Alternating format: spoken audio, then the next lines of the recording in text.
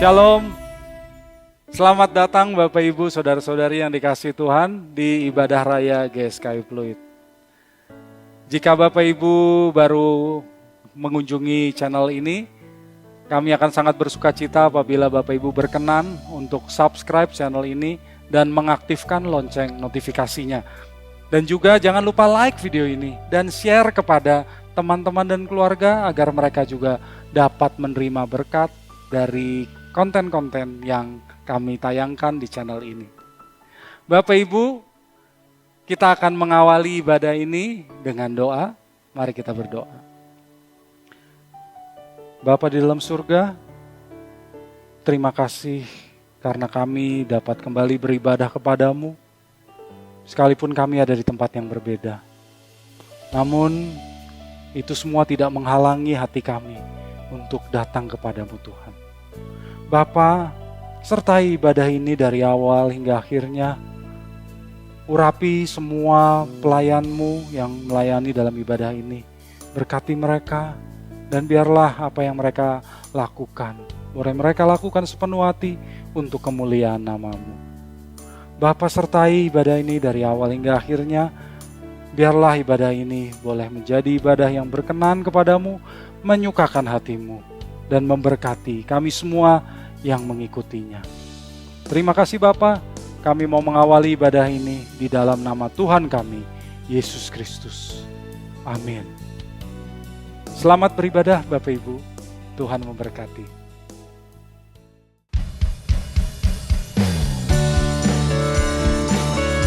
Sungguh kami mengagumi Engkau Tuhan. Indah segala karya-Mu.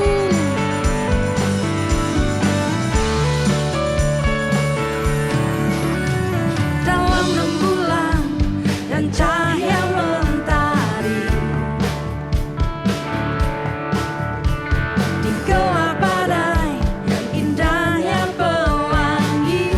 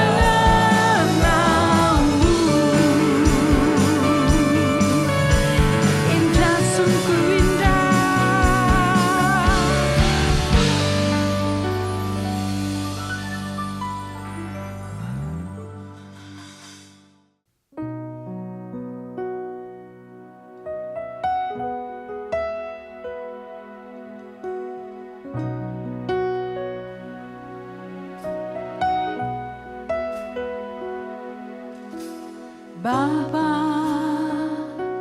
dari ketinggian tahtamu Kau selidiki setiap kalbu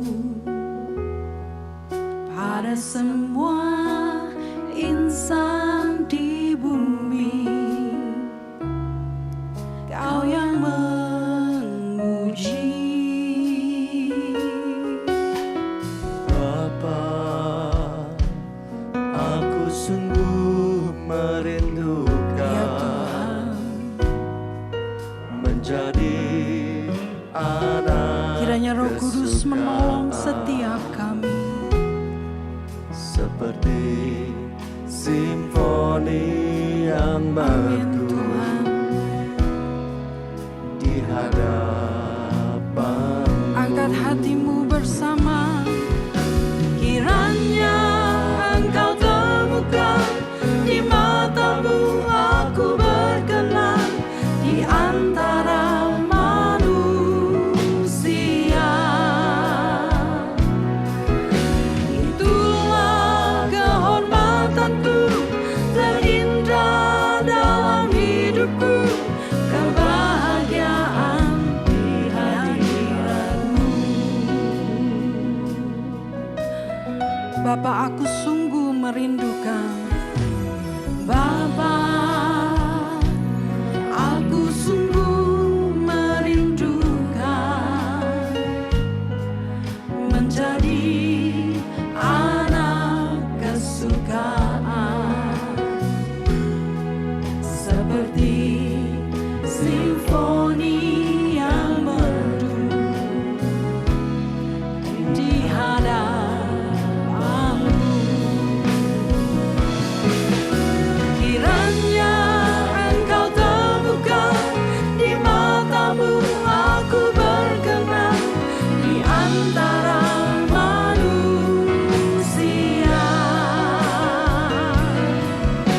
Itulah kehormatanku terindah dalam hidupku, kebahagiaan di hadirat.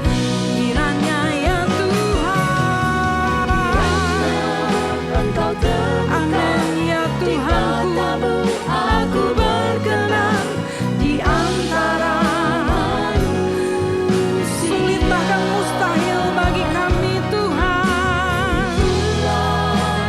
Sertai kami Roh Kudus. Haleluya. Angkat hatimu bersama, katakan ya Tuhan. Kiranya Engkau temukan di matamu aku berkenan di antara manusia.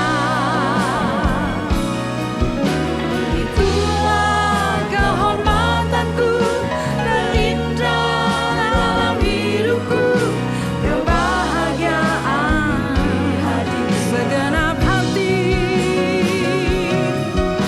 Kiranya Engkau temukan di matamu aku berkenan di antara manusia.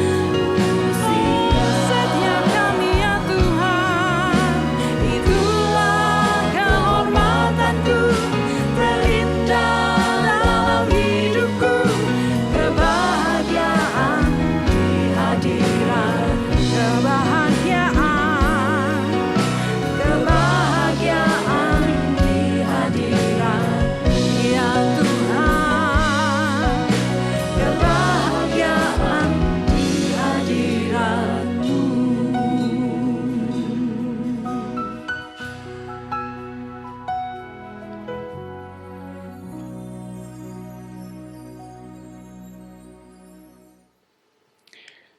Shalom saudaraku, Bapak Ibu yang dikasihi oleh Tuhan Yesus. Sebelum kita mendengar kebenaran firman Tuhan, saya mengajak kita semua untuk menundukkan kepala dan berdoa. Bapa di dalam surga, kami berterima kasih atas pemeliharaan-Mu hingga saat ini. Kami mempercayai Tuhan dalam setiap aspek kehidupan kami. Ajar kami untuk tidak menaruh curiga kepada Tuhan atas apa yang terjadi di dalam kehidupan ini. Kami percaya Tuhan akan menajamkan, mendewasakan kami melalui pengalaman hidup ini. Oleh karenanya Tuhan, kami mohon kiranya Engkau berbicara kepada kami secara pribadi melalui kebenaran firman yang akan disampaikan. Di dalam nama Tuhan Yesus. Amin. Bapak, Ibu, Saudara sekalian, dalam pengajaran yang disampaikan oleh Tuhan Yesus tentang seorang penabur, terdapat satu kata penting yang diulas dalam Injil Matius, Markus, dan Lukas. Dalam perumpamaan seorang penabur, satu kata tersebut akan sangat menentukan pertumbuhan benih yang ditabur oleh penabur tersebut. Adalah menjadi baik jika kita membaca bagian yang terdapat dalam Injil Markus pasal yang keempat ayat 14 hingga 20. Injil Markus pasal yang keempat ayat 14 hingga 20. Penabur itu menaburkan firman. Orang-orang yang di pinggir jalan tempat firman itu ditaburkan ialah mereka yang mendengar firman. Lalu datanglah iblis dan mengambil firman yang baru ditaburkan di dalam mereka. Demikian juga yang ditaburkan di tanah yang berbatu-batu ialah orang-orang yang mendengar firman itu dan segera menerimanya dengan gembira. Tetapi mereka tidak berakar dan tahan sebentar saja. Apabila kemudian datang penindasan atau penganiayaan karena firman itu, mereka segera murtad. Dan yang lain ialah yang ditaburkan di tengah semak duri, itulah yang mendengar firman itu, lalu kekhawatiran dunia ini dan tipu daya kekayaan dan keinginan-keinginan akan hal yang lain masuklah mengimpit firman itu sehingga tidak berbuah. Dan akhirnya yang ditaburkan di tanah yang baik ialah orang yang mendengar dan menyambut firman itu lalu berbuah. Ada yang 30 kali lipat, ada yang 60 kali lipat, dan ada yang 100 kali lipat. Oleh karenanya, tema pemberitaan firman Tuhan pada kesempatan ini diberi judul Menyambut Firman Tuhan. Satu kata itulah yang menentukan pertumbuhan benih yang ditabur oleh seorang penabur. Menyambut merupakan kata yang penting untuk diperhatikan. Saudaraku, izinkan saya memaparkan makna secara ringkas pengajaran dalam perumpamaan yang Tuhan Yesus sampaikan tentang seorang penabur ini. Penabur menaburkan firman kepada setiap orang. Dan mereka pun sama-sama mendengarnya. Namun setelah orang-orang mendengar firman tersebut, terdapatlah benih firman itu mati. Yang dikarenakan beberapa sebab. Benih firman Tuhan itu mati karena iblis mengambil firman tersebut. Benih firman itu tumbuh tetapi sebentar saja karena adanya penindasan dan penganiayaan.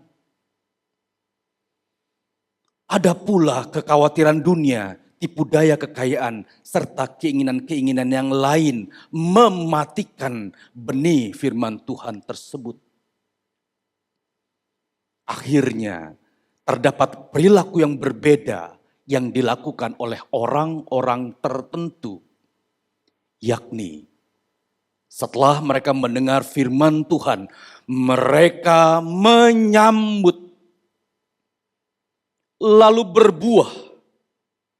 Ada yang 30 kali lipat, ada yang 60 kali lipat, dan ada yang 100 kali lipat.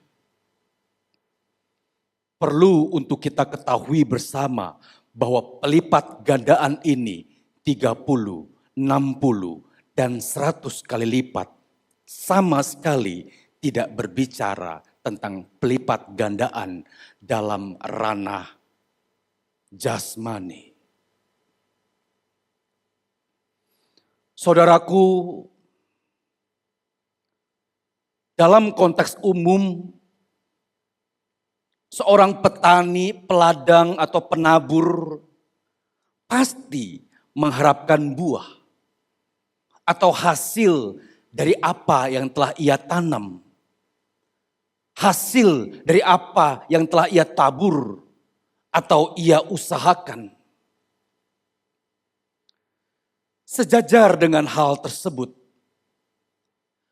maka Tuhan Yesus sebagai pemilik firman itu tentunya memiliki harapan agar benih firman Tuhan yang tertabur dapat menghasilkan buah. Namun pada kenyataannya, benih firman Tuhan yang ditabur tersebut ada yang berbuah dan tidak sedikit yang mati. Ternyata semua kondisi tersebut sangat tergantung dari sikap si penerima firman dalam memperlakukan eksistensi atau keberadaan firman Tuhan tersebut. Orang Kristen atau orang percaya selalu dan mungkin sering disuguhi oleh pemberitaan firman. Baik dalam kegiatan peribadatan minggu raya, tengah minggu atau komunitas lainnya. Mungkin juga pemberitaan firman Tuhan itu dilakukan secara pribadi lewat mendengar renungan-renungan singkat dari hamba-hamba Tuhan. Namun demikian Bapak Ibu Saudara sekalian, terdapat sikap hidup dan karakter orang Kristen yang menyimpang. Dan penyimpangan ini berakibat fatal dengan tidak tumbuh kembangnya firman Tuhan yang diharapkan. Saudaraku, belajar atau mendengar firman Tuhan itu baik adanya. Seperti yang sedang kita lakukan saat ini. Kita sedang mendengarkan firman Tuhan dan itu baik adanya. Namun, jangan berhenti hanya mendengar. Apalagi mendengar sambil lalu. Tetapi sedapat-dapatnya dilanjutkan dengan menyambut, mengimplementasikan, atau mewujud nyatakan apa yang telah kita dengar. Bagian ini terlihat sederhana, mudah disampaikan, namun kompleks dalam implementasinya. kompleks dalam tatanan konkretnya. Dalam ayat ke-20 saya bacakan sekali lagi. Dan akhirnya yang ditaburkan di tanah yang baik ialah orang yang mendengar dan menyambut firman itu. Lalu berbuah dan seterusnya. Bapak, Ibu, dan Saudara yang dikasihi oleh Tuhan. Kata menyambut dalam konteks Injil Markus ini adalah paradekomai. Kata menyambut ini dapat disejajarkan dengan kata mengakui atau tidak menolak.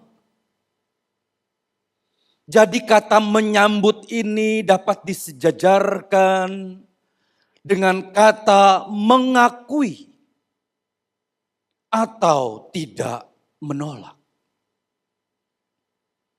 Dengan demikian orang-orang yang setelah mendengar firman Tuhan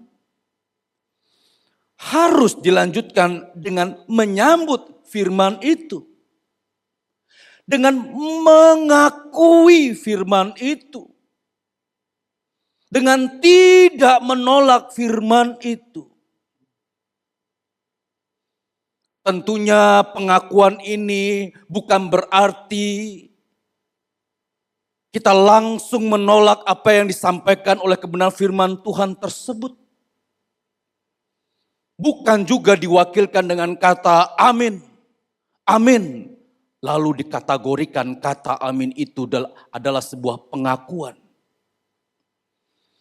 Pengakuan yang dimaksud dalam ayat ini bukan sekedar pengakuan dalam lisan. Pengakuan bukan dalam tulisan, teori, definisi, atau kaidah.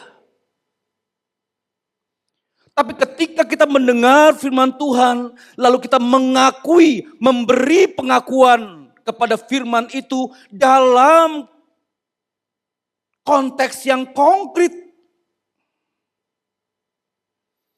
Dalam konteks yang konkret dalam kehidupan setiap hari. Sekali lagi menyambut atau mengakui firman Tuhan tersebut harus dikonkretkan dengan dihasilkannya buah dari firman yang didengarnya.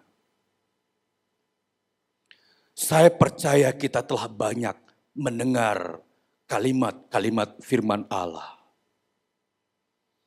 Mungkin juga sebagian besar di antara kita juga banyak menghafal bagian ayat-ayat kebenaran firman Tuhan tersebut. Tetapi pastikan bahwa ayat kalimat firman Tuhan tersebut kita akui, kita ejawantahkan, atau kita implementasikan dalam perilaku yang konkret. Saudaraku, fakta membuktikan bahwa terdapat sebagian besar orang percaya yang telah menjadi Kristen puluhan tahun. Sudah banyak mendengar firman Tuhan, bahkan mungkin memperkatakan firman tersebut. Atau mengajarkan firman tersebut kepada orang lain, namun ia sendiri tidak kunjung menunjukkan buah-buah dari pertumbuhan firman tersebut. Dengan demikian, ketika orang Kristen mendengar firman, bahkan berulang-ulang, namun ketika tidak kunjung dapat menunjukkan buah dari firman tersebut, maka orang tersebut dapat dikategorikan sebagai orang yang tidak mengakui atau menolak firman kebenaran tersebut. Saudaraku, pernyataan ini tentunya tidak saja ditujukan kepada Bapak, Ibu, dan saudara sekalian semata. Namun si pembicaranya pun termasuk di dalamnya. Apalagi ketika ia memiliki banyak kesempatan untuk menyampaikan, mewartakan kebenaran. Namun ketika perilaku hidupnya tidak kunjung menunjukkan karakter Kristus. Maka sebenarnya saya atau kita semua tidak mengakui benih firman Tuhan tersebut. Kita hanya ya dan amin dalam tatanan akali. Kita hanya mengaminkan kebenaran firman Tuhan itu dalam persetujuan akal budi kita. Tapi seringkali kita didapati tidak sejalan, tidak selaras pertumbuhan. Malah kadang-kadang terjadi pembalik terbalik. Banyak mendengar, tetapi tidak kunjung berubah hidupnya. Sayalah yang paling tahu keadaan hidup saya. Begitupun dengan Bapak Ibu yang paling tahu keadaan dan kondisimu. Saya percaya sebagian besar atau semua orang Kristen mungkin tidak menolak firman secara teoritik atau definisi. Meskipun pada tatanan yang lain terjadi perdebatan yang tak kunjung usai. Namun secara umum kita mempercayai setiap kalimat kebenaran firman Tuhan secara teoritik. Namun faktanya, namun pada kenyataannya kita banyak menolak kebenaran tersebut secara praktis. Kita menolak kebenaran firman Tuhan secara konkret dengan tidak menunjukkan perilaku perubahan hidup yang konkret, yang signifikan, yang dapat terasa oleh orang-orang di sekitar kita. Saudaraku, jangan sampai kita berada pada keadaan atau kondisi yang seperti firman Tuhan katakan, sekalipun melihat tetapi tidak menanggap, sekalipun mendengar tetapi tidak mengerti. Jangan sampai kita berkeadaan atau dalam kondisi banal. Banal itu menjadi terbiasa sekali. Asosiasi atau persamaan dari kata banal ini seperti ikan yang tidak lagi menyadari dirinya basah. Ini keadaan dan stadium yang sangat mengkhawatirkan. Saya tidak tahu apakah Bapak Ibu dapat memiliki rasa kekhawatiran yang sama, yang seperti yang saya miliki saat ini. Kita sudah imun, kebal atas kalimat-kalimat firman yang ada di dalam Alkitab.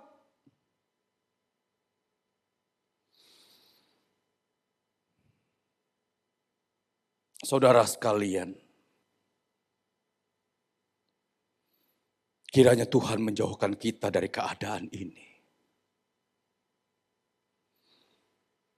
Jika kita beroleh anugerah Tuhan, dijauhkanlah kiranya kita dari kebebalan ini.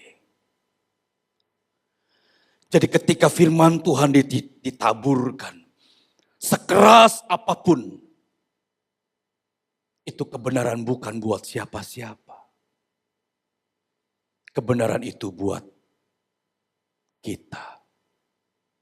Buat saya. Buat Bapak, Ibu, Saudara sekalian. Oleh karenanya kita harus benar-benar memeriksa keadaan diri seraya mempertanyakan dengan serius. Apakah perkataan, perilaku, sampai isi pikiranku benar-benar sesuai dengan firman yang selama ini ditaburkan. Saudaraku, jangan hanya berada pada situasi pandai dalam mengkritisi atau mengurai ayat-ayat Alkitab, namun tidak mampu, tidak mau, atau abai untuk mengkritisi keadaan diri sendiri. Setiap saat, setiap waktu, saya mengajak saudara sekalian dan mengajak diri saya sendiri untuk selalu rajin, utuh, saksama dengan detail. Memperhatikan setiap gerak langkah hidup kita. Sebelum perkataan, sebelum kalimat kita tuturkan, kita ingin mempertimbangkan apakah kata kalimat itu pantas aku ucapkan. Saudaralah yang paling bisa melihat keadaan diri sendiri. Sebelum aku melakukan sesuatu perbuatan, coba saudara pertimbangkan apakah perbuatan itu Tuhan disukakan atau tidak. Jadi tidak ada waktu yang kosong, tidak ada blank spot untuk kita tidak memperhatikan keadaan kita. Telusurilah dirimu secara mendalam dan jujur. Telusuri coba saudara, sejak bangun pagi, di kantor atau dimanapun saudara berada. Maka kita akan menemukan keadaan diri kita jauh panggang dari api. Banyak firman yang didengar, tetapi tidak signifikan menunjukkan perubahan yang seharusnya dihasilkan.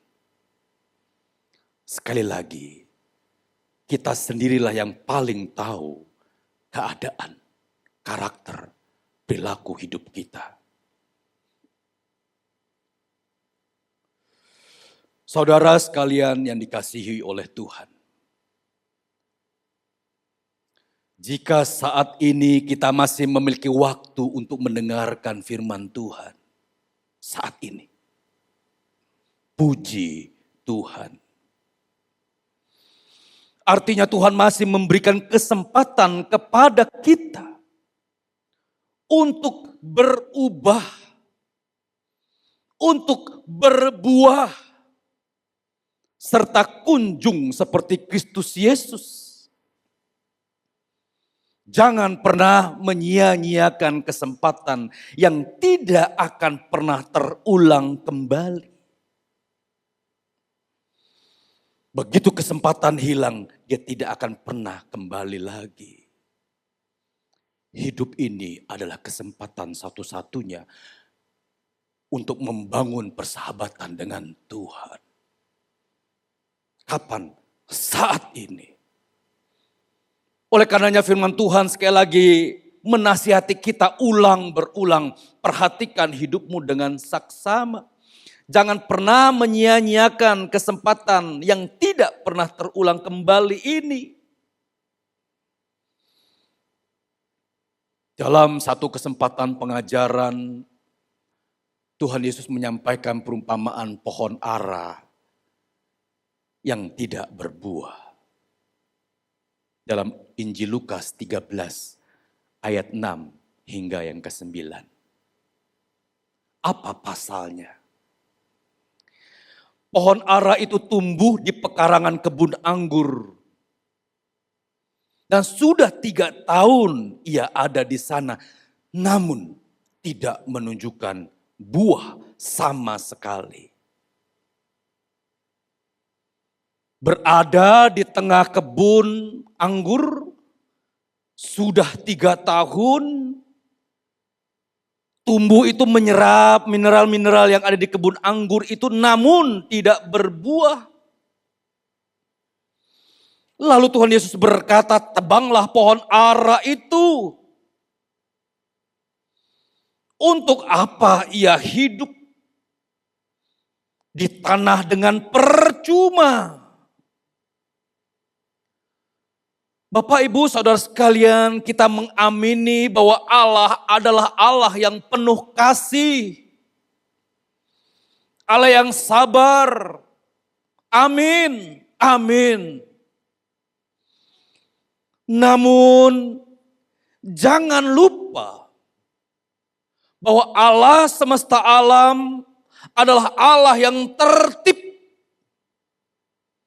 Dan ia memiliki tatanan aturan yang tidak dapat diubah. Pohon yang ditanam siokianya seharusnya dapat menunjukkan buah. Itu tatanan. Namun ketika pohon itu tidak kunjung berbuah, tatanan yang lain adalah ia wajib harus mutlak ditebang, dibuang, dibakar.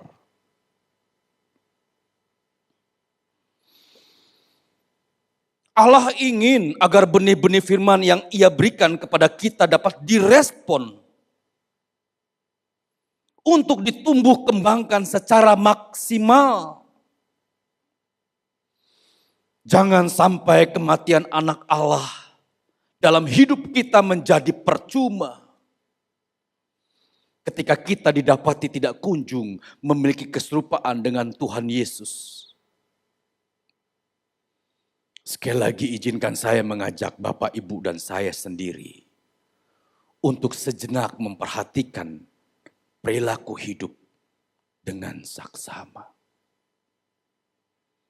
Bagaimana perkataanmu? Bagaimana isi perkataanmu? Bagaimana perilakumu? Dan coba cek apa isi pikiranmu saat ini.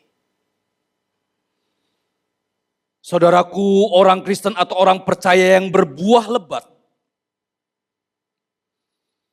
Orang Kristen atau orang percaya yang berbuah lebat seperti yang disampaikan dalam Injil Markus 4 ayat 20. Setidaknya akan dicirikan oleh 3 hal. Jadi untuk melihat, memverifikasi. Apakah saudara sekalian dan saya itu telah berbuah atau tidak? Mari kita lihat ketiga ciri ini. Sekali lagi saya mengajak Bapak Ibu kembali untuk melihat keadaan diri sendiri dengan saksama. Dan kita ingin berubah dan berbuah. Ciri yang pertama. Benih yang berbuah, orang yang berubah, orang yang kunjung menjadi seperti memiliki karakter Kristus. Ia tidak memberikan kesempatan kepada iblis atau kuasa kegelapan menguasai hati dan pikirannya. Ia tidak memberikan pangkalan sedikit pun kepada kuasa jahat untuk mengatur perilaku hidupnya. Sebaliknya ia memberikan dirinya diatur oleh Roh Kudus dan firman Tuhan yang hidup. Jadi mari sama-sama kita lihat keadaan diri kita. Apakah kita benar-benar diatur, dipimpin, diajar oleh Roh Kudus dan hidup di dalamnya? Hidup dipimpin oleh Roh Kudus dan selalu mengikuti apa yang Roh Kudus ingin kita lakukan. Saya percaya orang yang mengasihi Tuhan dipimpin oleh Roh Tuhan. Saya percaya orang yang mengasihi Tuhan tidak akan pernah terganggu ketika banyak godaan, banyak tantangan yang ingin menjebak hidupnya. Dia akan memberi telinga kepada firman Tuhan, bukan kepada yang lain. Ia akan memperhitungkan Tuhan dalam setiap aspek. Perhatikan Bapak Ibu, memperhitungkan Tuhan.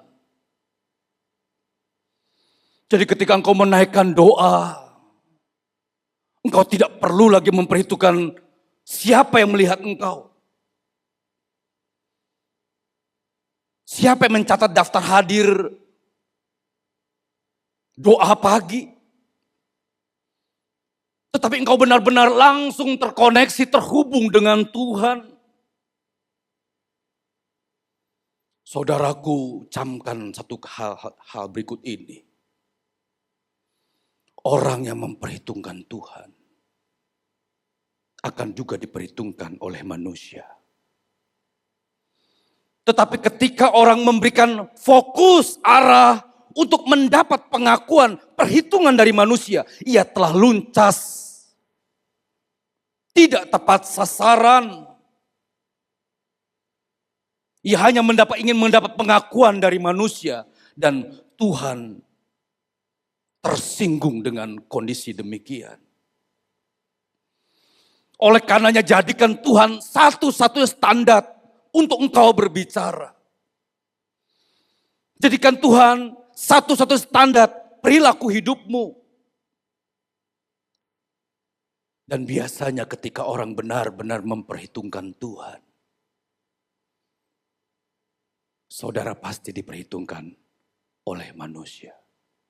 Jangan dibalik. Oleh karenanya ketika engkau berbuat baik, engkau bukan berbuat baik kepada orang itu. Engkau berbuat baik karena engkau mencintai Tuhan. Ketika engkau mengampuni orang yang menyakitimu, engkau tidak berhubungan dengan orang tersebut. Engkau sedang berurusan langsung dengan Tuhan yang kita perhitungkan perasaannya. Jadi orang tidak akan pernah memperhitungkan perasaan istrinya, perasaan suaminya, atau perasaan pasangan hidup, keluarga yang lain, tanpa ia memperhitungkan perasaan Tuhan. Tetapi ketika orang benar-benar memperhitungkan Tuhan dalam setiap aspek, maka hidupnya pun akan diperhitungkan oleh orang lain. Jadi yang pertama cirinya orang yang berubah adalah ia tidak memberi kesempatan kepada kuasa kegelapan untuk memengaruhi hidupnya. Tetapi ia memberikan hidupnya sebebas-bebas, seluas-luasnya hanya kepada satu pribadi. Tuhan Yesus, Roh Kudus yang mengatur seluruh hidupnya. Ciri yang kedua dari orang percaya yang tumbuh dan berbuah.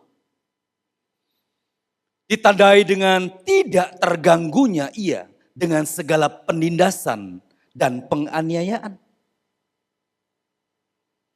Malah sebaliknya, ia mampu dan tulus untuk memberikan kedua pipinya untuk ditampar oleh karena Kristus Yesus.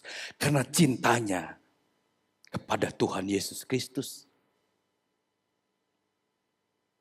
Apa konkretnya? Orang yang berbuah, orang yang berubah perilaku hidupnya, kunjung seperti Kristus, ia akan tetap mengasihi walaupun disakiti. Terdengar konyol saudaraku, sulit diterima oleh akal sehat. Bagaimana engkau yang disakiti tetapi engkau tetap mengasihi? Sulit bukan? Kalau engkau memperhitungkan perasaan manusia, konteks manusia, sulit bukan? Tapi ketika engkau memperhitungkan Tuhan, maka tidak ada jalan lain. Tetaplah untuk mengasihi walaupun engkau disakiti. Ia tetap menghormati sekalipun dikhianati. Ia tetap mengampuni sekalipun dilukai. Jadi passwordnya adalah sekalipun atau walaupun.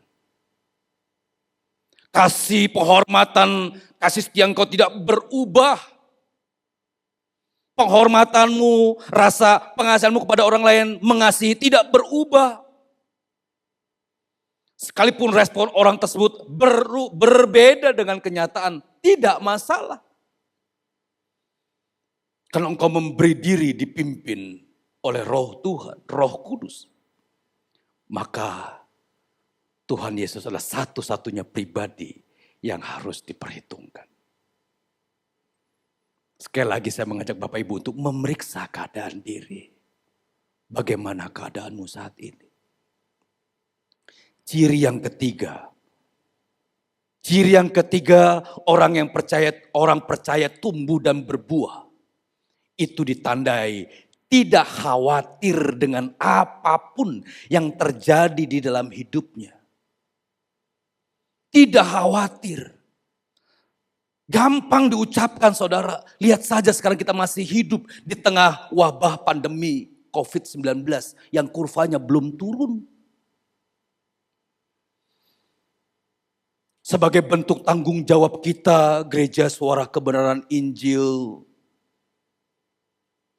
Pluit, kita tetap patuh atas protokol kesehatan yang telah dicanangkan oleh pemerintah. Kita tertib dan patuh dalam menjaga protokol kesehatan. Itu tanggung jawab, bukan khawatir saudaraku. Jadi kalau sampai saudara mengatakan gereja itu jadi ketakutan, tidak punya iman. Karena tidak mengadakan peribadatan secara offline. Tidak saudaraku, itu adalah tanggung jawab kita. Tetapi yang dimaksud tidak khawatir adalah ia mempercayai Tuhan. Apapun yang terjadi dalam hidupnya. Dan satu hal yang Bapak Ibu tidak boleh lupa. Orang yang mengasihi Tuhan akan dididik oleh Tuhan. Segala perkara terjadi dalam hidup orang percaya. Baik adanya ketika orang mengasihi Tuhan. Kuncinya apakah Bapak Ibu mengasihi Tuhan. Jadi ketika kita mengasihi Tuhan dan Tuhan mengakui bahwa kita mengasihinya. Apapun yang terjadi dalam hidup kita akan mendatangkan kebaikan. Apapun saudara. Manusia boleh mereka-reka yang jahat. Tapi Tuhan mereka-reka sesuatu yang baik adanya. Saudaraku di dalam Tuhan. Firman yang kita dengar. Menjadi hidup. Firman yang kita dengar. Menjadi rema. Yang menghidupkan. Hidup kita bukannya kita lagi. Tetapi Kristus di dalamnya. Ketika saudara benar-benar mengkonkretkan kalimat hidupku bukannya aku lagi, tetapi Kristus dalamku, apa yang kau takutkan? Apa yang kau khawatirkan sehingga engkau mencurigai Tuhan? Saya percaya setiap kita pendengar suara kebenaran ini pasti memiliki masalah masing-masing. Tetapi ketika engkau memproklamirkan bahwa Kristus di dalamku, semua yang terjadi adalah baik adanya. Bapak, Ibu, Saudara sekalian, saya tahu kalimat-kalimat nasihat di atas yang saya ucapkan sebelumnya mudah untuk ditulis dalam catatan khotbah dan disampaikan. Namun memerlukan usaha dan komitmen untuk terimplementasi dalam kehidupan. Setelah kita selesai mendengar firman Tuhan ini, detik tersebut akan dihitung apakah saudara memiliki usaha dan komitmen untuk mengkonkretkan apa yang telah didengar. Kita percaya bahwa orang-orang yang mengasihi Tuhanlah yang akan dibentuk oleh segala keadaan untuk mendatangkan kebaikan. Perlu saudara catat, bukan saja kebaikan selama di dunia ini. Namun kebaikan sampai di langit baru dan bumi yang baru. Oleh karenanya saudaraku, Sekali lagi saya mengajak kita semua untuk sama-sama melihat kondisi dan keadaan diri kita sendiri. Seraya menyambut, seraya menumbuh kembangkan firman Tuhan yang telah diterima. Harus dikonkretkan dalam perilaku kita hidup setiap hari. Selamat berjuang saudaraku. Tuhan Yesus memberkati. Amin. Mari kita tutup pemberitaan firman Tuhan ini di dalam doa. Bapa di dalam surga, kami mohon maaf dan mohon ampun atas segala perilaku kami yang tidak menunjukkan perubahan hidup yang signifikan. Banyak kebenaran yang telah kami dengar. Banyak firman Tuhan yang telah kami baca. Tapi jika kami melihat keadaan diri kami, ya Tuhanku, masih jauh dari harapan yang Tuhan inginkan. Jika kami boleh mendapat anugerah-Mu memiliki waktu hidup sampai saat ini, kiranya Tuhan memberikan kami kesempatan untuk kami membenahi diri kami, berkemas-kemas, memperbaiki keadaan diri kami sebelum masa hidup kami berakhir. Bapak berkati Bapak Gembala GSKI Pluit dan terhormat Bapak Pendeta Mark Elias Saputra beserta seluruh rekan-rekan pelayanan di tempat ini. Kiranya Tuhan memberkati seluruh pelayanan yang dikerjakan. Di dalam nama Tuhan Yesus, kami berdoa dan mengucap syukur. Amin. Bagi Bapak, Ibu, Saudara-saudari yang terpanggil untuk mendukung pelayanan GSKI Pluit dapat memberikan persembahan ke rekening BCA KCU Pluit dengan nomor 16865333388. Sekali lagi, 16865333388 atas nama GSKI Pluit. Saudara dapat juga menggunakan aplikasi BCA Mobile untuk men-scan QR Code yang tampil di layar. Bapak, Ibu, Saudara-saudari juga dapat memberikan persembahan melalui aplikasi-aplikasi yang menerima KRIS seperti GoPay, Dana, OVO, Oktomobile CIMB Niaga, Permata Mobile X, dan sebagainya. Dengan aplikasi-aplikasi tersebut, saudara dapat men-scan QR Code yang tampil di layar. Terima kasih atas dukungan persembahan saudara. Tuhan Yesus memberkati.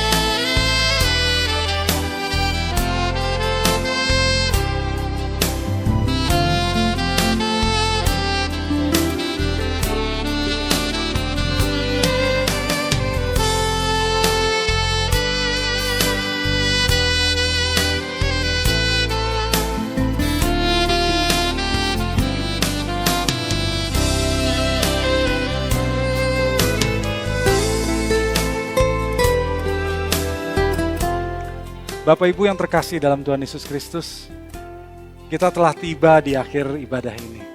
Mari kita bangkit berdiri dan kita terima berkat dari Tuhan. Bapa di dalam surga, kami mengucap syukur atas firman-Mu. Berkati hamba-Mu, Pendeta Frankie Chong, yang sudah menyampaikan isi hati-Mu. Pakai terus hamba-Mu untuk menyampaikan kebenaran-Mu ya Tuhan. Agar banyak orang yang diberkati, banyak orang yang diselamatkan, dan banyak orang yang berubah dari firman yang disampaikan oleh hamba-Mu ini. Berkati hamba-Mu, berkati keluarganya. Terima kasih ya Bapa. Bapa, kami berdoa agar Engkau memberkati persembahan yang telah dibawa oleh anak-anak-Mu. Berkati mereka yang telah memberi maupun yang belum memberi. Dan biarlah Engkau cukupi kebutuhan anak-anak-Mu Tuhan. khususnya dalam situasi pandemi yang belum juga berakhir. Bapa, berkatilah semua pelayan-Mu yang telah melayani dalam ibadah hari ini Tuhan. Biarlah jerih lelah yang telah mereka lakukan, Engkau balaskan dengan berkat-berkat-Mu. Bapa, sertai kami dalam kehidupan kami di minggu ini. Dalam apapun yang kami lakukan, dimanapun kami berada. Baik dalam pekerjaan, usaha kami, keluarga kami, studi kami. Biarlah apa yang kami lakukan, Engkau jadikan berhasil dan Engkau berkati ya Tuhan. Dan sekarang Bapa, biarlah Engkau ulurkan tangan-Mu yang kudus dan berkatilah kami. Bapak Ibu yang dikasihi Tuhan, arahkanlah pandangan-Mu kepada Tuhan dan terimalah berkat Tuhan. Biarlah cinta kasih dari Allah Bapa di surga, rahmat berkat anugerah dari Putranya yang tunggal, Tuhan Yesus Kristus, dalam persekutuan dengan Roh Kudus, terus beserta dengan saudara sekalian, mulai saat ini, sampai selama-lamanya. Amin. Bapak Ibu yang dikasihi Tuhan, demikianlah ibadah kita. Pada pukul 1.30 nanti ada ibadah Elevate yang dapat saudara ikuti di channel Elevate Live by Faith dan juga di Shine Channel First Media. Jangan lupa subscribe channel YouTube GSKI Pluit dan like video ini. Kita akan berjumpa pada kesempatan lain. Tuhan memberkati.